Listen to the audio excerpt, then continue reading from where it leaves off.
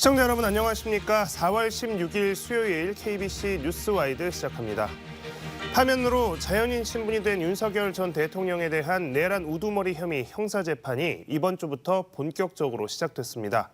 더불어민주당과 국민의힘 양당은 예비후보 등록을 마감하고 오늘부터 제21대 대선 후보 경선에 돌입했습니다. 오늘 더불어민주당 민형배 국회의원과 함께 정치권의 이슈 짚어보겠습니다.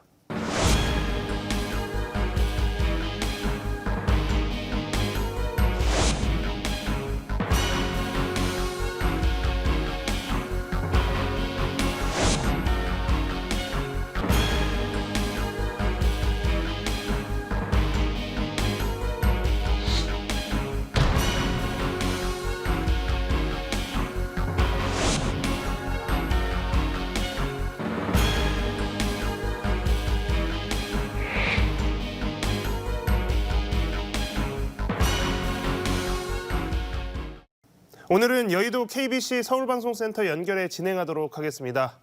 민형배 의원님 안녕하십니까? 네, 반갑습니다. 민형배입니다. 자, 오전에 오늘 경찰이 대통령실과 공관촌에 대한 압수수색 영장 집행에 들어갔습니다. 윤 전 대통령 퇴거 닷새 만인데요. 오늘 이 소식 들으셨을 텐데 좀 어떤 생각 드셨는지 궁금합니다. 이렇게 역사가 진전한다는 게 어려운 일이구나.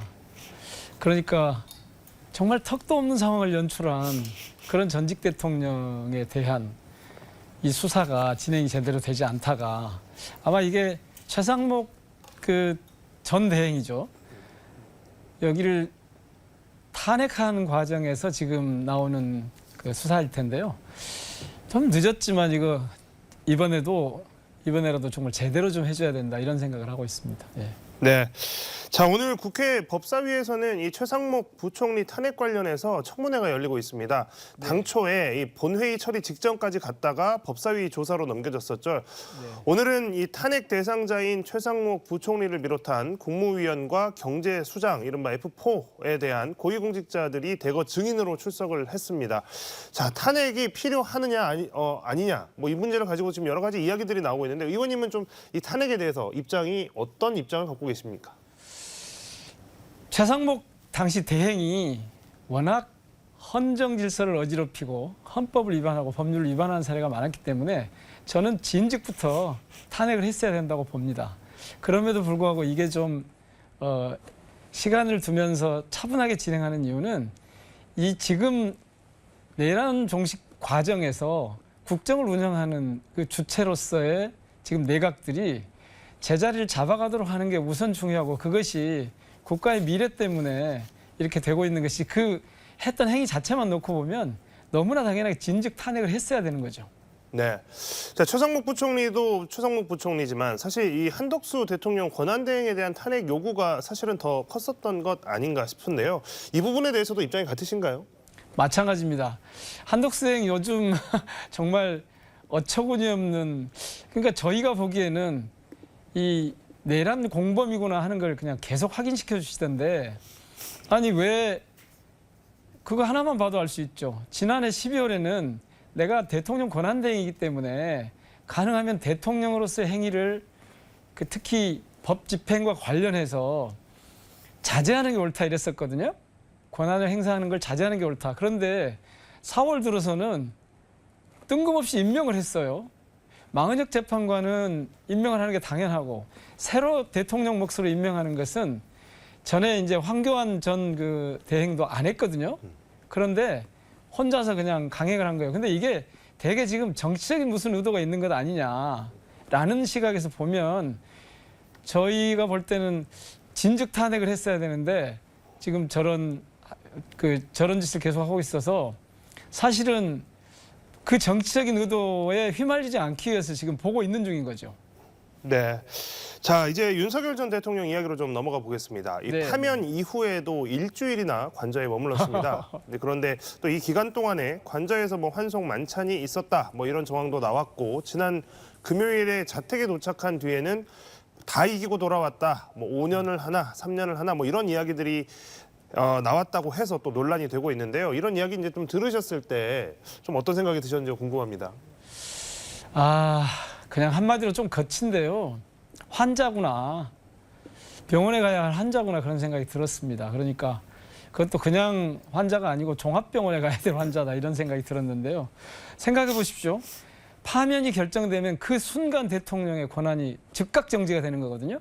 그러면 거기에 맞춰서 최소한 더더구나 대통령까지 지낸 사람이라면 조그마한 윤리의식이나 염치가 있다거나 정치적인 도의가 있으면 바로 그 자리에서 어떻게 해야 될 것인지가 정리가 돼야 되거든요. 근데 이분은 정리가 안 돼요. 그러니까 계속해서 헌정 질서를 위반하고 있고 그리고 주권자를 무시하는 것이 자신이 뭐가 잘못하고 있는지를 모르는 것 같아요. 특히 뭐 내가 이기고 돌아왔다 5년 안 3년 안 이런 말은 그러면 전에 그를 대통령으로 선출한 주권자들은 뭐가 됩니까?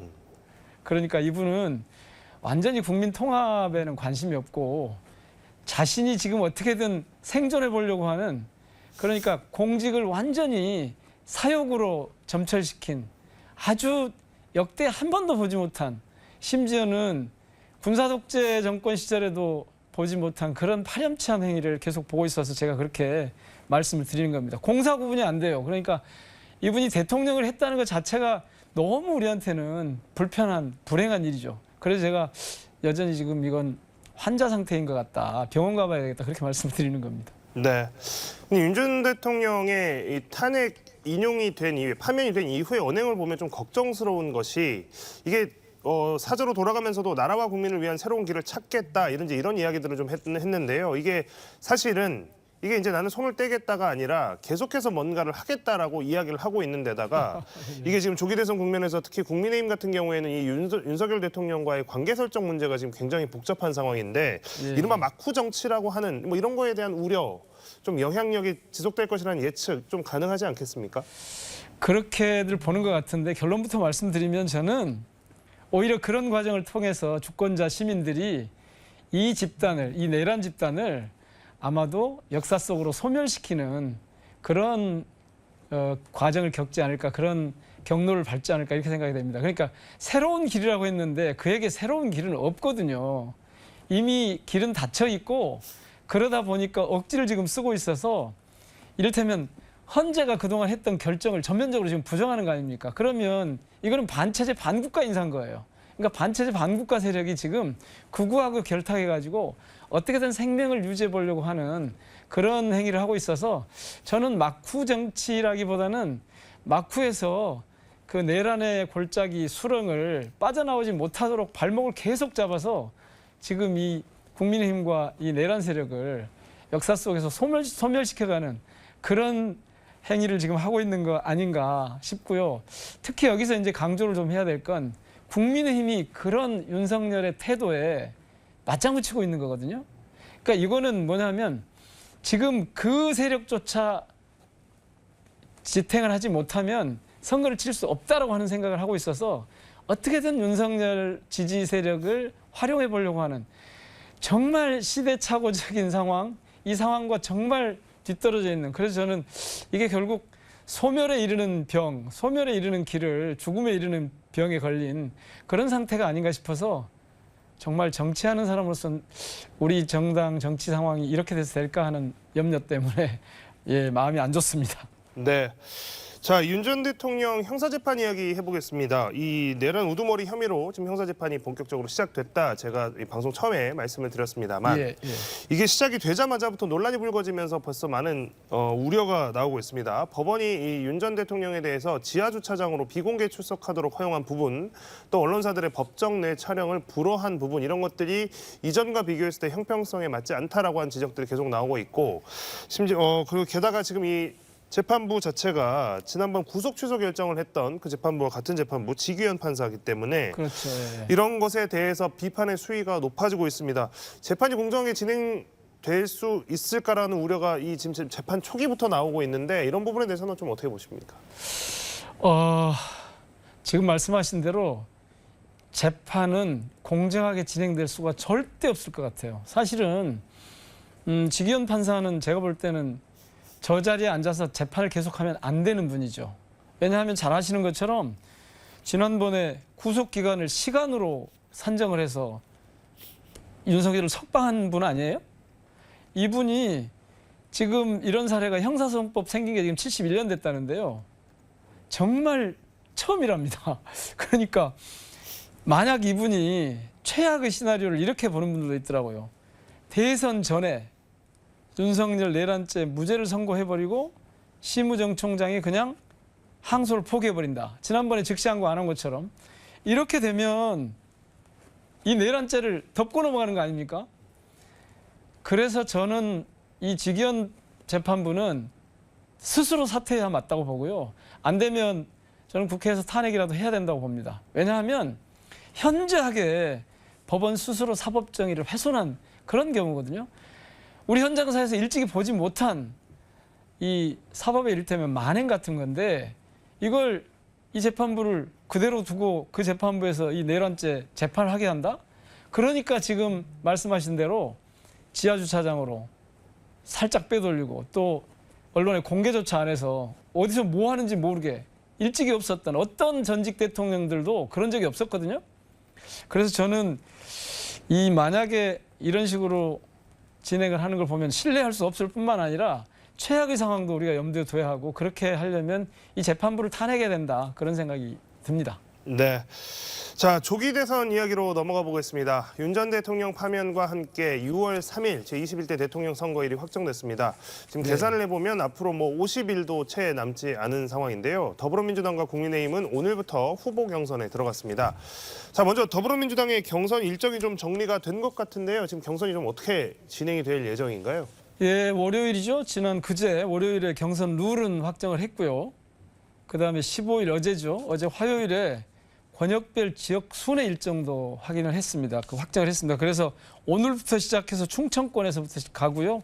내일은 영남권 시작하고 호남권은 궁금해하실 텐데 23일부터 시작을 합니다. 그래서 27일이면 완전히 이 최종 후보 확정이 결정이 될 겁니다. 예. 네, 지금 합동 연설을 기준으로만 치면 지금 호남권은 26일에 하는 걸로 돼 있고 수도권 이제 마무리가 27일에 되는 걸로 나와 있습니다. 자, 경선 방식을 두고 또 잡음이 있었습니다. 기존 민주당 대선 후보 경선 룰로 운영됐던 국민 경선 대신에 국민 참여 경선으로 변경이 됐기 때문인데요. 당원 투표와 국민 여론조사를 50%씩 반영하는 방식을 선택했습니다. 기존의 국민 선거인단 투표는 이제 없어졌는데 경선 룰이 바뀌면서 이제 여러 가지 이유들이 좀 있었고 여러 가지 말들이 나왔습니다. 경선 룰이 바뀌게 된 이유는 뭐라고 이해를 하면 되겠습니까? 하나는 역선택 우려입니다. 지난번 3년 전 그 경선 때 보셨잖아요.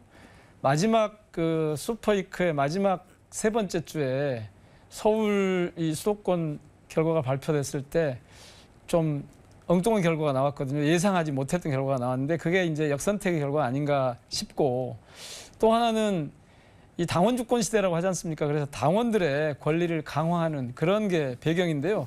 그런데 저는 이거 가지고 논란을 하는 것 자체가 오히려 좀 이상합니다. 국민 경선에서 국민 참여 경선으로 바뀌었다 그러는데 그 지금 국민 참여 경선 즉 여론조사 50%라고 되어 있는데 이건 여론조사가 아니고요. 정확하게 말씀드리면 ARS 국민선거인단 투표가 됩니다. 그런데 그 국민선거인단을 어떻게 결정을 하냐 하면 전국에 안심번호를 추천할 수 있는 번호가 약 2,500만 개 정도 있습니다. 그중에 100만 개를 무작위로 추출합니다. 그래서 이 무작위로 추출된 100만 명한테 이게 5번씩 전화가 가서 투표를 하는 분들이 선거인단으로 참여를 하게 되는 건데 여론조사는 그런 게 아니거든요. 일정한 목표치에 차면 멈추는 건데 이건 그렇게 하는 게 아닙니다. 그래서 이거는 여론조사가 아니고 정확하게 말씀드리면 국민선거인단 투표 결과인 것입니다. 그래서 권리당원 투표하고 국민선거인단 투표를 50%씩 반영하는 거여서 국민경선의 효과가 그대로 있다. 이렇게 보시면 됩니다. 그러면서 동시에 그 역선택이나 당원 주권 강화라고 하는 이런 목표도 동시에 달성할 수 있는. 그래서 저는 이 방식이 특별하게 문제 제기를 할 만한 건 없다고 봅니다. 네. 자, 어쨌든 경선 룰은 확정이 됐고 경선은 시작이 됐습니다. 이제 이런 가운데 김두관 전 의원이 이 경선 과정에 대해서 반발을 하면서 경선 사퇴, 경선 포기를 선언을 했는데 자, 이 부분과 관련해서 이 반발들이 좀 있어서 이런 부분들은 좀 당내에서 어떻게 좀 수습이 되어 갈 수 있는 것인지 궁금합니다. 수습할 것도 없다고 저는 보는데요. 아니 김동연 지사나 김경수 전 지사는 참여를 하고 있지 않습니까? 근데 왜 김두관 후보는 불참을 했을까? 그리고 불참을 하면서 대선은 아직 포기하지 않은 것으로 보이거든요. 그거는 지금 상황에서 자신이 할 수 있는 뭐 가능성이 자신이 여기 참여해가지고 얻을 수 있는 정치적 이익이 별로 없다고 보는 것 같은데, 그러니까 이 민주당의 룰에 참여하지 않으면서 민주당의 룰에 대해서 시비하는 것은 당원으로서 자세는 아닌 것 같습니다. 네. 자, 촉박하게 진행되고 있는 대선 일정인데 정당의 후보 경선 일정도 지금 급하게 진행 중입니다. 의원님께서는 지금 이번 경선에 또 어떻게 참여를 하고 계신지 좀 설명을 해주시죠.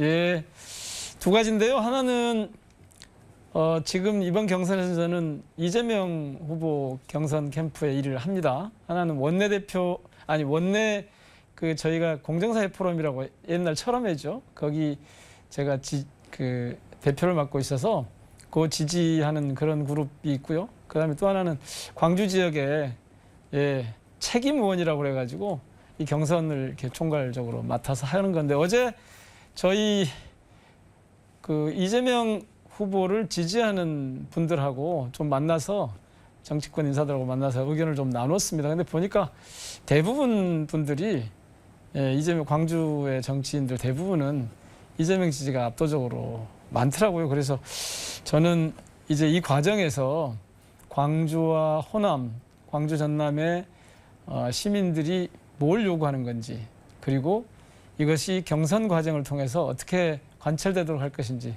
이런 고민을 지금 좀 해가고 있습니다. 네.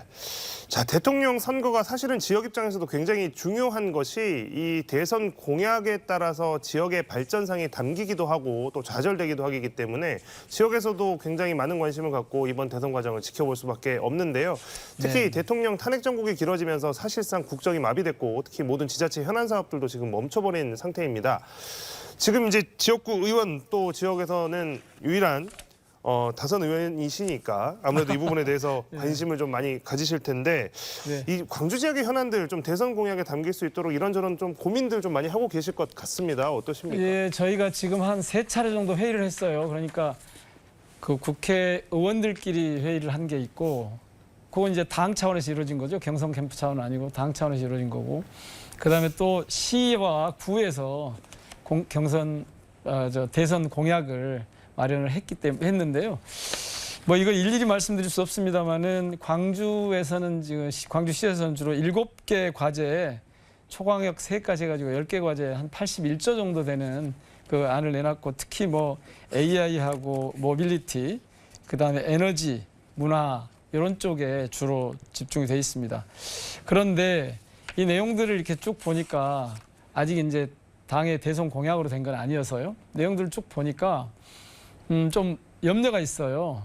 그러니까 그동안 해왔던 것에서 새로운 게 별로 없다라고 하는 이런 염려하고, 또 하나는 공약을 이렇게 하면 이게 실행이 좀 돼야 되는데, 이전 정부도 그렇고 그전 정부에도 그렇고, 그전 정부는 그러니까 문재인 정부 때는 제가 사실은 지역 공약을 관리하는 비서관 역할을 한번 한 적이 있어서 그때는 좀 챙겼습니다. 이를테면 뭐 한전공대라고 이름 붙여졌고 지금은 한국에너지공과대학이라고 되어 있는데, 그런 걸 뭐 이렇게 설립을 한다거나 이런 건 좀 실행이 됐는데 실행이 잘 안 되고, 그러니까 새롭게 광주에 전남에 호남에 뭔가 역동적인 변화를 이끌어낼, 성장을 이끌어낼 그런 공약이 있는가, 그걸 어떻게 추려낼 것인가, 그다음에 이것이 공약으로 진짜 빌공짜 공약으로 끝나지 않고 어떻게든 이게 실행이 될 수 있도록 할 것인가, 이 두 가지가 지금 과제일 텐데, 그래서 좀 새로운 것들도 좀 고민을 좀 더 해보고, 개인적인 차원에서도 또 몇 가지 좀 굵직한, 그리고 이전에 아직 좀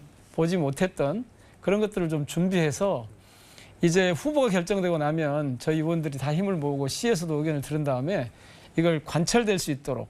그런데 여기서 중요한 건 시민들이 바라는 게 뭐냐, 이거 아니겠습니까? 그래서 그 대목에 초점을 맞춰가지고 하여튼 이전에 볼 수 없었던 이재명다운, 혹은 뭐 후보가 되게 그 김경수다운, 뭐 또 김동연다운, 그래서 민주당 후보다운 이 호남에 대한 이 공약을 제대로 만드는, 그리고 그것을 실행할 수 있도록 하는데 의원님들이 되게 다 같은 생각을 갖고 계셔서요. 함께 해볼 생각입니다. 네. 자, 어쨌든 현재까지는 조기 대선이 아마 민주당 후보와 국민의힘 후보의 양강 대결로 치러지지 않을까라고 하는 전망이 우세한 상황인데요. 국민의힘 같은 경우에는 이제 입지자들이 굉장히 많습니다. 당초 20명 정도로 추려졌다가 최근에 이제 11명이 최종 경선 후보로 등록된 것으로 알려졌습니다.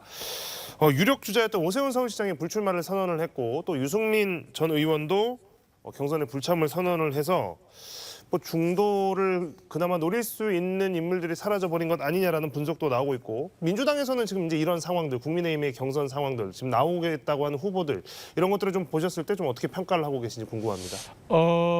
지금 결국 막판에 가면 이 양강이 붙지 않을까라고 하는 전망은 그럴 수 있다고 보는데 저는 이 과정이 생각보다 복잡할 것 같습니다. 한덕수 총리도 뭐 무소속 얘기를 하고 있고 유승민 뭐 오세훈 이런 분들이 참여하지 않고 그리고 심지어는 근래 뭐 이낙연 전 대표까지도 끌어들여서 이른바 빅텐트론이 나오고 있던데 저는 초반에는 이게 불가능할 것 같고요. 시간이 지나면서 이른바 이 제3지대 쪽하고 현재 국민의힘 즉 친윤 쪽이 서로 경쟁을 하는 체제로 가지 않을까. 그러다가 막판에 이걸 단일화하는 쪽으로 가지 않을까 그런 생각이 드는데 그런 예측을 해볼 수 있는데 저는 이 대목에서 민주당이 바짝 긴장해야 한다고 봅니다. 왜냐하면 어차피 대선이 마지막에 1대1 구도로 가게 되면 굉장히 어려운 싸움이 될 거거든요. 그래서 저희 민주당에서는 아마도 이제 선대위가 꾸려지는 대로 저쪽의 변화 상황을 보면서 굉장히 이 조심스럽게 그리고 이게 뭐 다 이겨놓은 싸움이다 이런 관점에서 접근하는 건 저는 큰일 난다고 보고요. 저쪽의 그 변화 과정을 보면서 저희 후보가 이제 결정이 되는 대로 그 후보의 강점을 최대한 국민들에게 호소해서 그러나 이제 그 조심스럽게 접근을 해야 된다고 보고 바짝 긴장을 해야 된다고 보는데요. 그러나 지금 상황은 결국 막판에 가면 내란 세력 대 헌정수호 세력의 그런 그 판이 짜진다고 보고 그렇게 되면 저희들이 불리하지 않을 것으로 봅니다. 과정은 굉장히 긴장감을 갖고 대응을 해야 된다고 봅니다. 네, 의원님 잠깐 말씀 중에도 나왔지만 지금 한덕수 총리의 거취가 지금 굉장히 관심인데 사출론, 뭐 대망론 뭐 이렇게 이야기하시는 분들도 좀 있고 그리고 지금 이제 한 총리의 최근의 행보들 특히 탄핵 파면된 이후의 행보들을 보면 이게 그냥 단순히 그 권한 대행으로만 그칠 것 같지 않다라고 하는 예측들도 많이 나오고 있습니다. 어저께는 기아 광주 공장까지 들렀습니다. 그래서 그랬더라고요. 네, 시민들의 반발이 예상이 돼서 이제 일부 일정이 취소되기도 했지만 여러 가지 의미를 담은 행보가 아니었나 분석들이 나오고 있습니다. 한 총리가 실제로 대선에 나설 가능성, 뭐 이 부분에 대해서는 높게 평가하십니까? 아닙니다. 저는 한 반반 정도 봅니다. 지금 한참 계산기를 두드려 보는 것 같습니다. 그런데 이 과정을 통해서 분명히 확인할 수 있는 건 한덕수 총리가 내란 공범이게 틀림없구나. 왜냐하면 윤석열 하던 거하고 거의 비슷한 방식으로 지금 접근을 해보려고 하는 거거든요. 원래 국힘이 지난번 대선 때 오늘이 3년 만에 이 파면에 이르는 이 과정은 뭐였냐면 국힘이 자체적으로 정치인 출신의 제대로 된 후보를 내지 못한 것 때문이었습니다.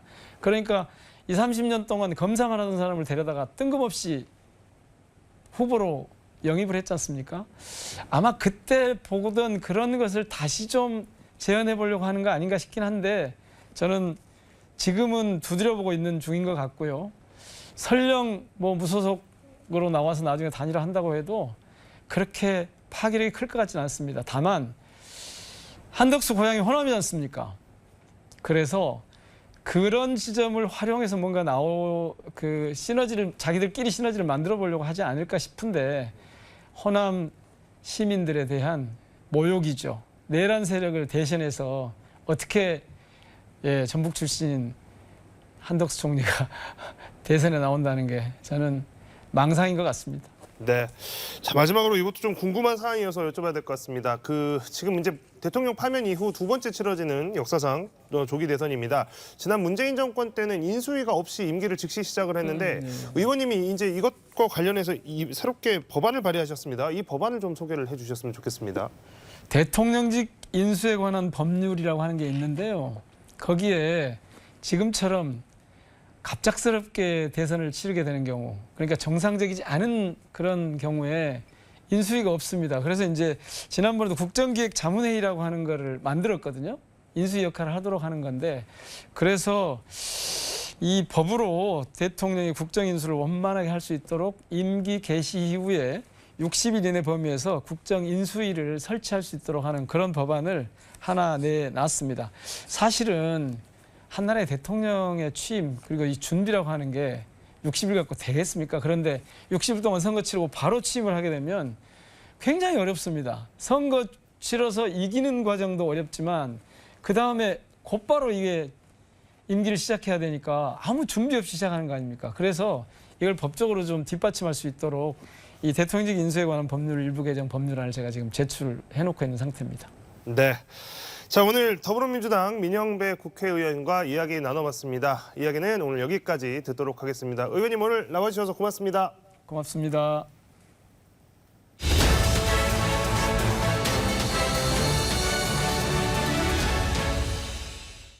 서울광역방송센터입니다. 국민의힘 대선 경선 후보 등록이 어제 마감됐습니다. 드럼통에 들어갈지언정 절대 굴복하지 않는다. 한쪽에선 보수 여전사라는 평을 듣고 반대쪽에선 나아베 같은 극단적인 얘기를 듣는 정치인이죠. 여의도 초대석 국민의힘 대선 경선에 출사표를 던진 5선 나경원 의원과 관련 얘기 해보겠습니다. 의원님 어서 오십시오. 네, 안녕하세요. 제가 처음부터 나아베 얘기를 해서 그렇긴 한데 이 페이스북에 의원님 언급을 하셨길래 잠깐 얘기를 했는데 제가 네. 진짜 깜짝 놀랐어요. 그거 이제 사실은 제가 뭐 2004년에 이제 국회의원 처음 됐고 2002년부터 정치를 했는데 2004년에 있었던 사건을 갖고 지금까지도 저를 토착 외구 나베라고 이렇게 씌우는데요. 작년 11월에 민노총 간첩단 사건에 네. 이 판결문과 공소장 이걸 보니까요. 네. 이렇게 돼 있는 거예요. 그게 북한 지령문에 그렇게 돼 있더라고요. 그게 나경원은 네. 토착 외구, 나베라는 그런 친일 이미지를 씌워라. 누가 누구한테 그런 지령을 한 거예요? 그러니까 그 이제 간첩단 사건에 여러 가지 북한 네. 지령문이 압수되지 않았겠습니까? 그 네. 북한 지령문에 그렇게 돼 있었고, 그리고 정말 제가 2020년 그 총선 때 제가 낙선했었잖아요. 그때 총선 때 대진연이라고 대학생 네네. 진보연합이라고 하죠. 좌파 단체인데 그 대진연 아이들이 저희 동네에 와서 네. 토착 외구, 친일 청산 이걸 들고 다녔어요. 참 저는 재밌는 게 북한 지령문하고 똑같은 행동을 이쪽에서 보이니까. 그게 몇 년도에 온 건가요? 그 지령이라는 게? 지령문 제가 정확한 거는 모르겠습니다만 그때 토착 외구 나베라고 친일 이미지를 씌워라 이렇게 되어 있습니다. 그래서 저는 네. 사실은 이게 뭐 정말 옛날 이야기를 계속 끊임없이 저를 친일이라고 하는 것이 어떻게 보면 굉장히 의도된 그런 조직적이고 의도된 네. 뭔가가 있겠구나 했는데 그 지령문 보고 깜짝 놀랐습니다. 네. 근데 그 페이스북 말씀을 해주셔서 나를 향해 이렇게 거짓 선동을 하는 데는 이유와 목적이 있을 거다라는 글을 남기셨는데 그 이유나 목적이 그럼 뭐가 있을까요? 저는 사실은 네. 제가 이제 이번에 출마 선언을 하면서도 네. 체제 전쟁이라고 생각한다 이런 말을 했습니다. 그 체제 전쟁이라는 것이 다른 것이 아니라 대한민국의 자유민주주의를 조금이라도 흐트러뜨리는 거거나 네. 법치주의를 파괴하는 것에 대해서는 저는 단호히 맞서야 된다고 생각을 했고요. 그래서 때로는 나다르크라는 말을 듣는데 때로는 그것으로 인해서 아마 상당히 공격이 되지 않나 이런 생각이 듭니다. 일단 지금 여러 말씀을 해주셨는데 일단 대선 후보 등록 마쳤는데 출마의 변 다시 좀 들어보도록 하겠습니다. 거꾸로 됐네요. 네. 정말 저는 지금 이 대한민국이 아주 중요하고 민감한 시기라고 생각을 합니다. 그 속에서 이제 대한민국이 다시금 뛰어서 그 145 프로젝트라고 말을 했습니다. 이 소득 4만 불 올리고 잠재 성장률 1% 올리고 소득 4만 불 수준 그리고 G5 강국을 만들어야 된다. 저는 그 목표를 향해서 국민 퍼스트, 국익 퍼스트의 정책으로 여러분들의 삶을 보다듬어 보겠습니다. 사실은 우리 그동안 뭔가 이렇게 아름다운 말로 국민 퍼스트에 우리가 좀 소극적이지 않았나 이런 생각을 합니다. 정말 국민들 삶에 필요한 것, 특히 최근에 소상공인 자영업자들 굉장히 어려우신데요. 이런 소상공인 자영업자들을 비롯한 국민 지갑 든든하게 지키는 것부터 시작하겠다는 말씀 드리겠습니다. 근데 어제 인스타그램에 드럼통에 들어가 계신 사진을 올려서 이 엄청 화제가 됐는데 드럼통에 들어갈지언정 굴복하지 않는다. 이 어디 지하 주차장 같은데 이 어딘가요? 저희 국회의원회관 주차장이고요. 근데 무슨 뜻으로 올리신 건가요? 모 민주당의 모 후보의 네. 그 젊은 사람들 사이의 별명이 드럼통인 건 아실 겁니다. 모 후보 이재명 후보 별명이 드럼통입니다. 아 드럼통인가요? 네, 그래서 네. 젊은 사람들은 그렇게 호칭하던데요. 이 또 그 모 영화에 보면 네. 드럼통이 굉장히 무서운 상징 아닙니까? 네. 드럼통에 뭔가를 파묻죠. 저는 드럼통에 파묻혀도 진실은 밝혀진다 이런 얘기를 쓰기도 했는데 네. 사실은 이재명 후보에 대해서 많은 뭐 범죄 혐의가 있고 재판을 받는다 이런 이야기들 많이 하는데 대부분 무섭다. 네. 이재명 후보가 되면 공포 정치가 되는 것 아니야 이런 불안감들이 있습니다. 정말 생각해 보십시오. 의회도 막강한 권력을 다 가지고 있는데요. 200석 가까이. 이제 대통령까지 된다 생각을 해보십시오. 근데 이재명 후보는 평소 뭐라고 말했습니까? 권력은 잔인하게 써야 된다 이런 말도 했었습니다. 굉장히 무서운데 네. 그 드럼통 하면 많이들 그 영화를 생각하더라고요. 이재명 후보가 그 재판하는 것과 관련된 사건의 관계자들이 한 7명이나 유명을 달리했는데 하는 그런 이야기들도 하고 하면서 이 공포 정치를 많이 얘기를 해요. 그래서 저는 그런 어떤 헌법 가치를 흔드는 공포 정치가 있다면 단호히 맞서겠다 이런 말씀입니다. 그 문구를 보니까는 드럼통 정치 비정상적 사회 바로 잡겠다 이런 말씀을 썼던데 그게 그러면은 이 대표 정치를 지칭을 한 건가요? 예, 잘 상상해 보십시오. 근데 출마 선언문에서 이번 대선은 제2의 6.25 전쟁이다 뭐 이런 표현을 하셨는데 그 모두의 북한 지령 뭐 이런 얘기도 하고. 네, 그러니까 사실은 네. 우리 사회가 알게 모르게 이렇게 정말 북한 지령과 똑같은 일이 현실에 일어나고 있는다는 점에서 네. 저희가 경계를 늦춰서는 안 된다. 결국 어느새 자유민주주의가 구멍 날 수 있고 네. 그리고 법치주의가 구멍 날 수 있다. 그리고 특히 그것을 이번에 우리는 많이 보게 되었다. 탄핵 과정에서. 예컨대 상임위원회에서는 절대 투표하지 않습니다. 원래 국회는. 네. 그러니까 소위 상임위원회에서 치열하게 토론해서 합의된 안을 만들지 네. 합의 안 된 거는 법률안이 계속 심사를 해서 계속 통과를 안 시킵니다. 네. 그런데 이제 소위 좀 더 힘 있는 당이 이거 꼭 통과시키고 싶어 그럴 때 물리력을 통과해서 이제 한 게 18대 국회가 동물국회였는데 44건이 그렇게 통과됐어요. 이제 국회 선진화법으로 이제 물리력을 못 쓰게 하고 나서 19대 20대는 4년 동안 10건, 7건을 통과시켰는데요. 22대 들어서 지금 9개월, 10개월 됐는데요. 지금까지 일방적으로 이 소위 표결을 한 것 몇 건인 줄 아시겠습니까? 몇 건인가요? 몇 건인지 한번 상상해 보세요. 엄청 많을 것 9개월 같긴 동안 한데 119건을 했습니다. 그러면 야당 단독으로 처리하는 게요. 그러면 오늘도 이제 또 단독으로 했던데 4년 동안 네. 한 600건은 그렇게 통과를 시키겠다는 거예요. 마음대로. 이건 국회라고 할 수가 없습니다. 저는 근데 찍어준 유권자 입장에서는 뭐 그런 거 하라고 몰아준 거 아니냐 아니죠. 그렇게. 이 국회에 지금 우리가 이 투표율하고 네. 사실 의석수하고 엄청 차이 나는 거 아시죠? 사표가 많으니까. 네. 네. 그래서 결국은 지금 이런 지경이 왔습니다. 저는 이렇게 국회를 운영하는 것. 지금 이제 네. 뭐 개헌 이야기를 하는데 제왕적 대통령 이야기도 하지만 이 네. 제왕적 의회는요. 우리 국민들에게 나중에 큰 피해를 올 것이다. 그래서 이것이 결국은 의회 민주주의가 무너진 것이 바로 자유민주주의가 무너지는 것이다. 저는 그래서 이거부터 시작해서 지금 대한민국이 이것을 바로잡지 않으면 어떤 권력도 1인자가 모든 것을 갖게 되면요. 지금 민주당의 일종의 경선 과정에 대해서도 많은 분들이 여러 가지 이야기를 하지 않습니까? 이 1인 독재 시대가 완성된다면 저는 끔찍한 대한민국이 된다 이렇게 생각합니다. 대선 얘기하다가 갑자기 국회로 넘어가 그러니까 저는 버렸는데. 그런 이유로 출마를 했고요.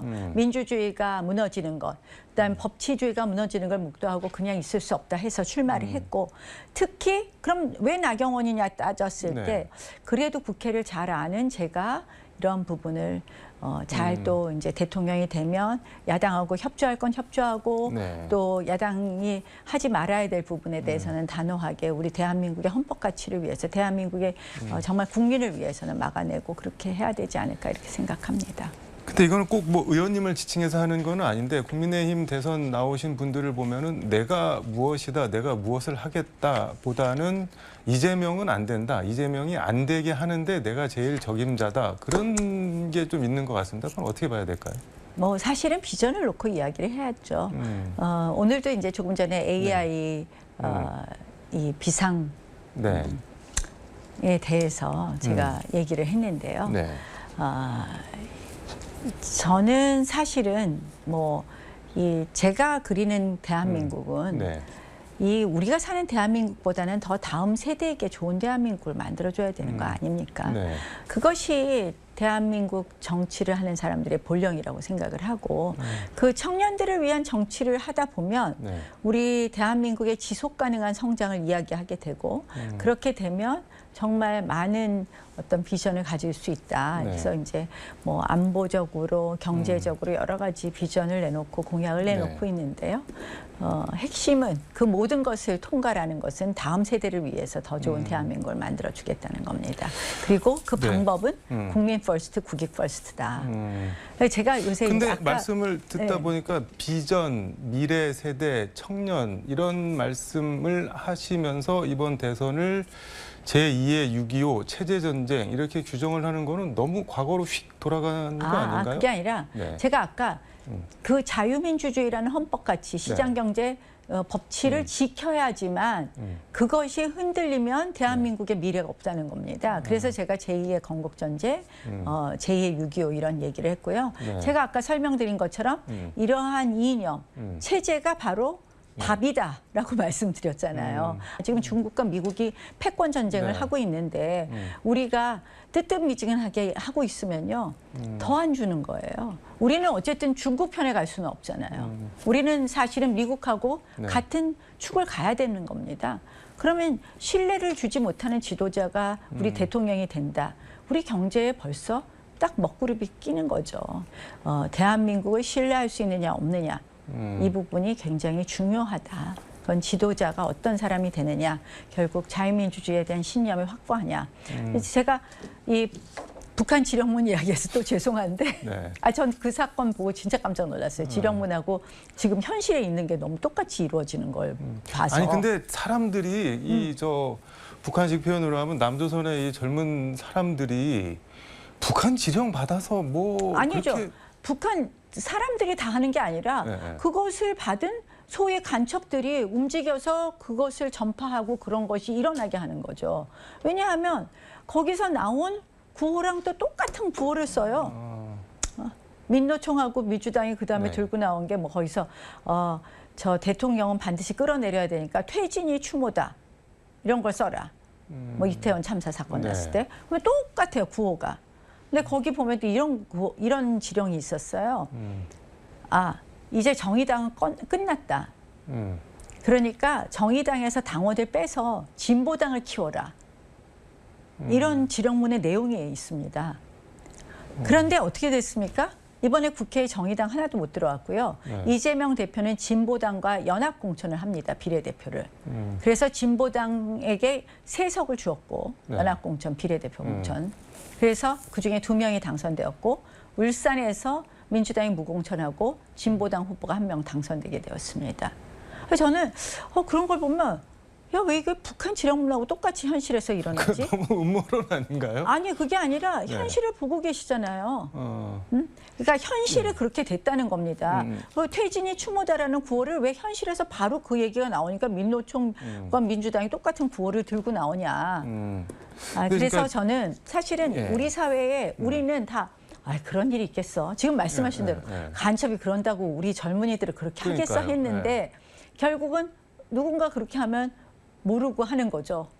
그래서 이제 그런 거는 어떻게 보면 아주 말단적인 행위로 나타나는 것 뿐이고요. 네. 결과적으로 우리가 이런 부분에 대해서 우리가 다시금 생각을 똑바로 할 때다. 그리고 특히 이제 이번에 뭐 의회가 이렇게 망가지면서 네. 이제 결국은 민주주의가 흔들릴 수 있다는 저는 굉장한 위기감이 있습니다. 의회를 이렇게 많이 가지고 있는데 대통령까지 민주당이 가져간다? 그럼 이재명의 의회, 이재명의 당, 이재명의 대통령, 이재명의 행정부, 이거는 좀 문제가 심각하지 않을까 이런 생각을 합니다. 일단 그 판결문은 제가 못 봐서 더 뭐 여쭤보기는 좀 그럴 것 같고 언론 인터뷰에서 한동훈엔 지지 않겠다 이렇게 강조를 하셨는데 이거는 아마 두 가지 측면이 있는 것 같은데 당위적으로 한동훈이 되면 안 된다라는 게 하나 있는 것 같고 뭐 현실적으로 이기겠다 그런 두 가지가 다 있는 것 같은데 뭐 한동훈 후보에 대해서는 사실은 저는 굉장히 이게 국력 소모가 심하다고 봅니다. 미국은 헌정사상 한 번도 대통령 탄핵이 없었습니다. 근데 우리는 벌써 2명이나 대통령을 탄핵하고 네. 조기 대선을 하게 되었어요. 그래서 근데 그런 과정에서 어떻게 보면 그런 부분을 선동한 부분이 있기 때문에 저는 책임 있는 정치인이라고는 보지 않는 것이죠. 그래서 책임 있는 정치인이 아닌 한동훈 네. 후보하고는 좀 같이 하기 어렵다 이런 말씀입니다. 근데 거꾸로 만약 그때 한 대표를 당이 따라가 줘서 일찍 윤 대통령이랑 당시에 계엄 초기에 손절을 하고 아예 다른 길을 갔으면 어떤 국면이 펼쳐졌을까요? 그러면은 저는 뭐 결과는 지금보다 더 했을 거라고 생각을 했을 합니다. 거다, 더 안 좋아졌을 박근혜 거다. 대통령 때 저희가 한 50여 명이 찬성하고 저희가 반성한다고 했는데 네. 결국은 반성하는 것에 대해서 국민들은 진정하게 느끼시지 않았고 결국은 우리는 반성한다고 했지만 패족이 돼버렸죠 그때. 그래서 사실은 뭐 국민 여러분들이 또 걱정하시는 부분도 다 압니다. 근데 많이 저도 그 뜻도 또 국민 여러분들 걱정하시는 부분도 알고 또 다른 또 걱정이 있으신 분들도 알고 하는데요.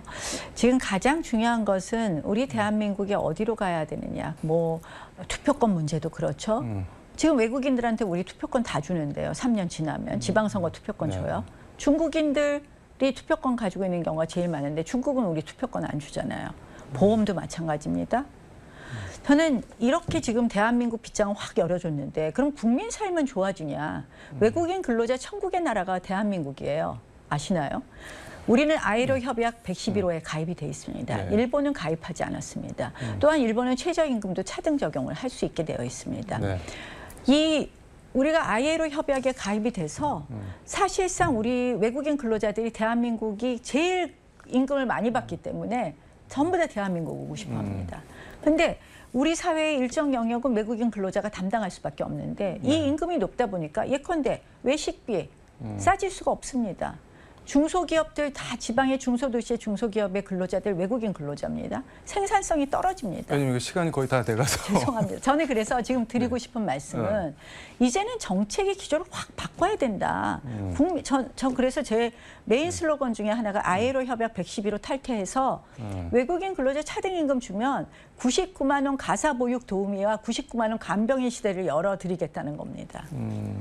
그래서 이제는 정말 우리가 국민들 한 분 한 분의 삶을 보다듬는 정치를 제대로 해야 됩니다. 요거 하나만 여쭤볼게요. 그 한덕수 차출론, 한덕수 대망론이 계속 자꾸 나오는데 그거는 뭐 따지고 보면은 지금 있는 국민의힘 후보들로는 이재명 대표를 상대하기가 조금 어려운 거 아니냐. 아니 밖에서라도 누구라도 데려와야 되는 거 아니냐. 이런 게 좀 있는 것 같은데 그건 어떻게 보세요? 이제 그런 주장을 하시는 분들의 답답함도 알고 간절함도 알겠는데요. 우리가 또 기승전 용병이냐 이런 이야기하고 싶습니다. 그리고 네. 드리고 싶은 말씀은 이번 대통령은 네. 우리가 이제 대통령이 되면 민주당이 되면 이제 정말 일당 독재, 이재명 독재의 나라가 되는 거고 우리가 대통령이 되면 또 거대 야당하고 상대를 해야 돼요. 국회 모르고는요, 정치 모르고는 이 상대하기 어렵습니다. 그러니까 국민의힘에선 그런 얘기도 나오던데 용병 이번에 안 된다, 검찰 출신 안 된다, 의회 경력 없으면 안 된다. 그러면은 한 사람으로 모아지는 거 아닌가요? 그 세 개를 빼면은? 그렇게 따지면 나경원인가요? 저는 사실은 네. 진짜 옳은 거에는 제가 열심히 또 제 소신을 이야기하지만 제가 자랑하고 싶은 것 중에 하나는 네. 다른 것보다도 제가 어려운 지역에서 정말 열심히 오래 정치하면서요, 국민들과 가장 가까운 정치인이라고 자신 있게 말씀드립니다. 이 광역단체장 하신 분들은 아무래도 책상머리에 있는 시간이 많지 그분들 한 분 한 분 손 붙잡고 이야기할 시간은 적으셨을 겁니다. 네. 저는 더 이상 책상머리 정치로는 안 된다. 그런 점에서 오랫동안 정말 발을 땅에 붙인 정치를 한 나경원이 우리 국민들 정말 한 분 한 분의 어려움도 잘 헤아려서 네. 정말 필요한 국민 먼저, 국민 퍼스트 정치 제대로 할 수 있다고 자신합니다. 알겠습니다. 오늘 말씀 여기까지 듣도록 하겠습니다. 고맙습니다. 지금까지 서울광역방송센터에서 국민의힘 나경원 의원과 함께 전해드렸습니다.